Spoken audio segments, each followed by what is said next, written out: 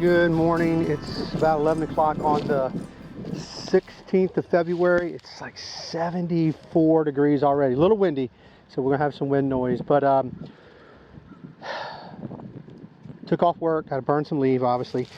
Deep hole. I wish I'd get a GoPro, because this signal.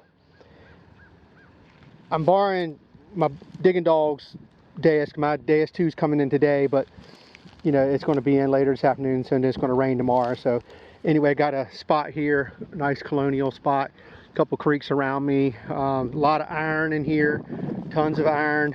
Already dug some big chunks of iron, small iron. Anyway, just kind of open it up to see what's going on. That was about 9.5, maybe 10 inches down, and it was a button. It never even registered. It just barely, there's a very faint, choppy signal. Thought it was iron, but I'm just kind of digging any faint signals or any repeatable signals, unless it's just blatant, you know, big iron, you know.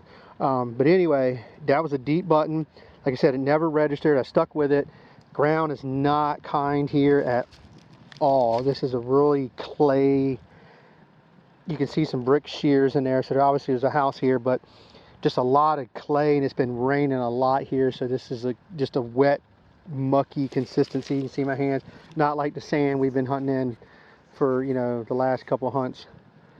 But we did squeak a button out of here, and that's why I wanted the Deus 2. I wanted to just really, you know, start learning that machine, you know, and just to see the difference. But anyway, I mean, the Deus 1, guys, there ain't none. I mean, you can't beat a Deus. I don't care what you got.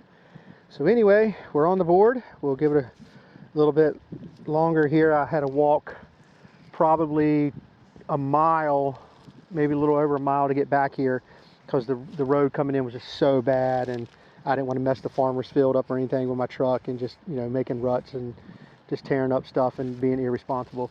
So I had a pretty good little trek back here. But this is where the map showed, and this is what looks promising to me. But we'll keep at it. Thanks a lot.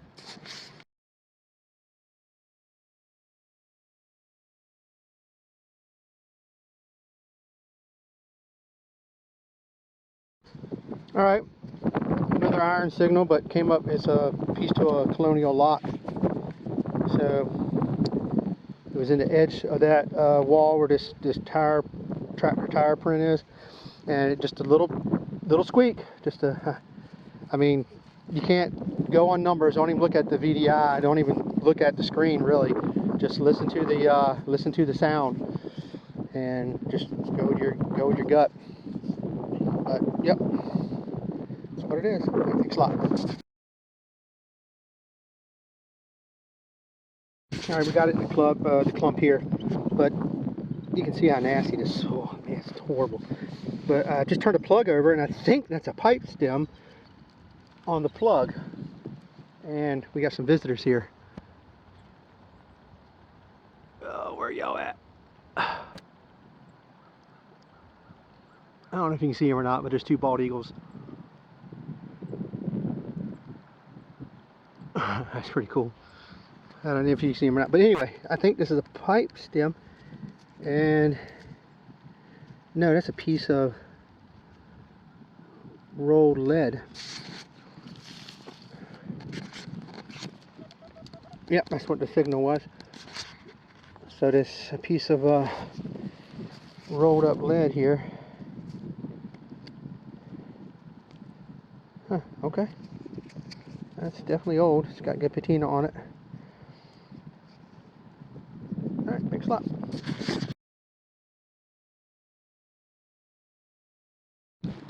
Alright. Solid 86. Not very big. Excuse me. Wow, this is what happens when it gets warm for me in the spring. I sneeze. But anyway, 86. Hoping for some Spanish silver.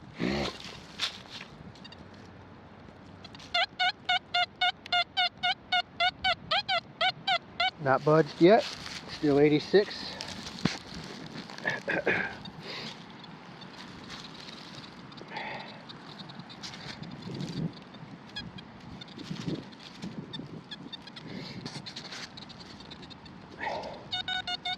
Here.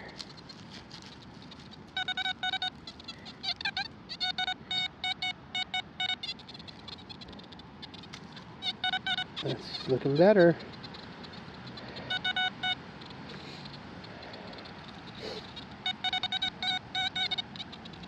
It's little.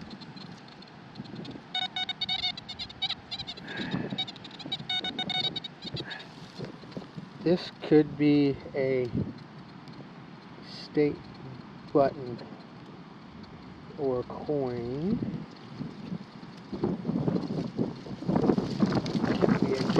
Oh man, that wind is horrible, guys. I apologize.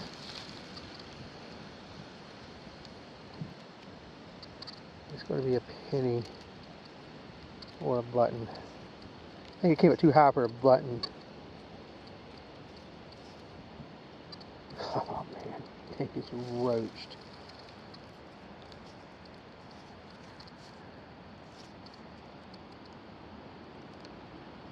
You know what I think it is? A sweetie out here in this colonial field. I think I see 1 cent. I don't know. Yeah, 1 cent. It's a sweet. It's a, no, too much guilt. What do we got here? Man, this soil is horrible.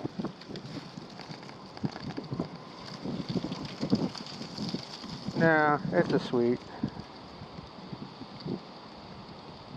Yeah, that's a sweet. Yeah, there's Lincoln. Stinking Lincoln. Oh, well, crap. That sounded great. Boy, she is slick and worn down, but yeah, there's Lincoln's head. All right, we just dug the sweet right there, and came over here, got an iron signal, dug the hole out. Solid 89. Oh, I think I see it already. It's right here. And a little washer. Man, you gotta be kidding me. Man. Come on. Huh. It's gonna be this kind of day. Alright, thanks a lot. Alright. We came over here along the edge of the woods, and crappy bouncy signal, but it ended up being a little ball button. Shank's still on it. Shank is still there, which is awesome. But yeah, nice little ball button. We'll take it. Alright. Thanks a lot. Came up oh, I think a 49 in the ground, came out of 71.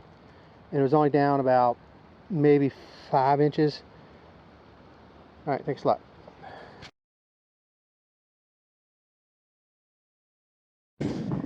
Alright, got something here, but there's a creek right here, goes around, the property.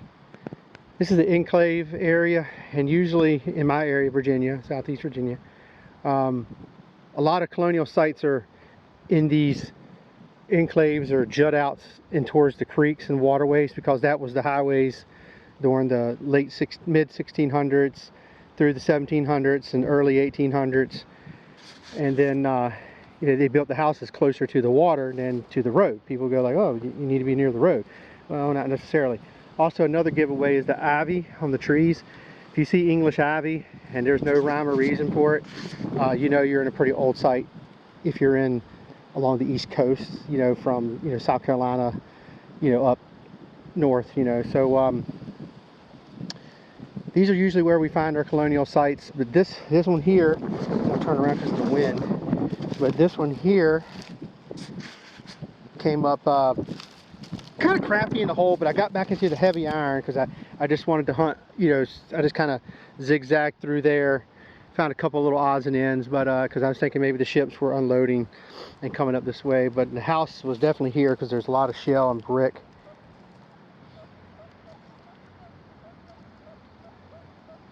now we're getting a bouncy 80, 78 signal, you know, right in this little area here. And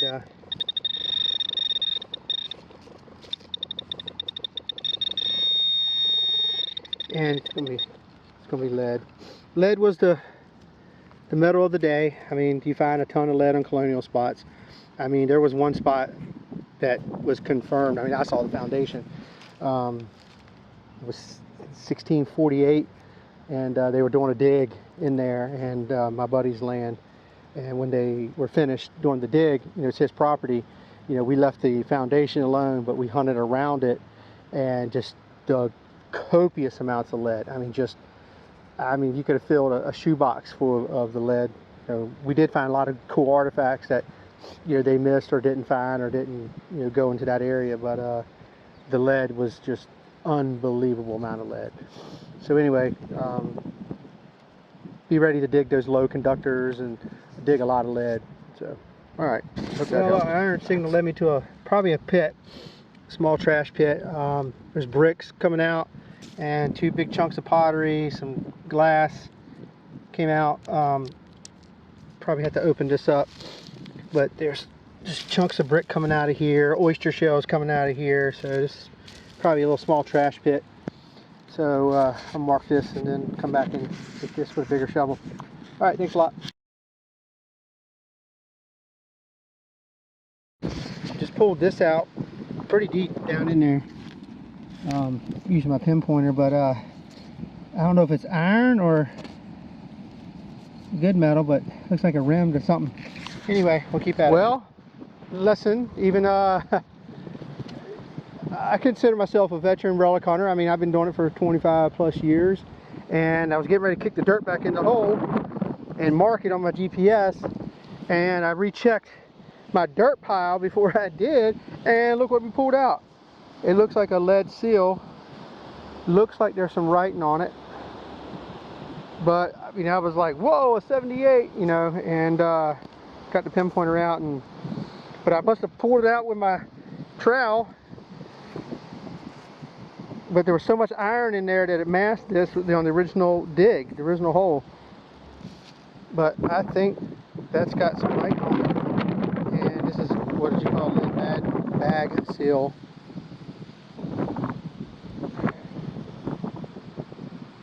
Yeah. I think it's going to have something on it. Alright, thanks a lot.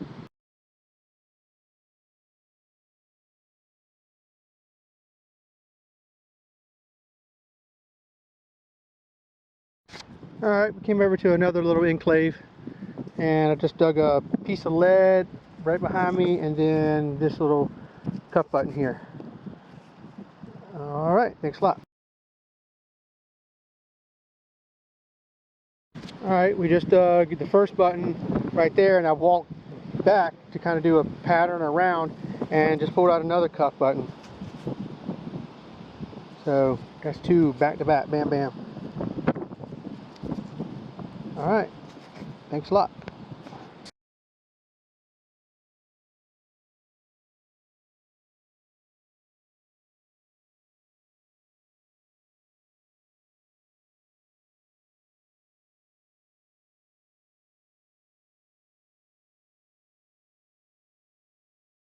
Oh my gosh, look at this thing drying in front of my eyes.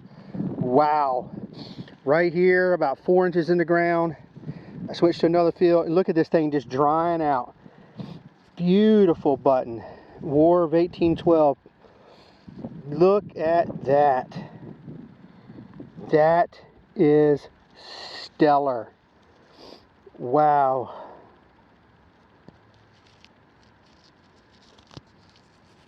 Shank is still there. Oh, what a killer button. Look at that, guys. Came up a 78 to 81 bouncy. They did peanuts, and they put a cover crop down, and the way it's been so warm, we're not even gonna be able to get in here in another 2 weeks. It's gonna be too high. But look at this. Wow, what a killer button.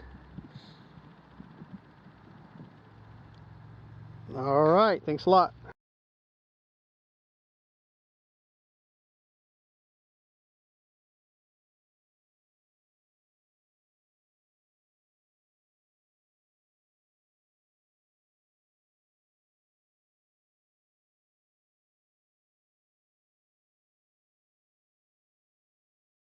I got a screaming 93 signal, and I see it down the bottom. I think it's a heel plate here, and that's what it is. It looks like, yeah, looks like a heel plate.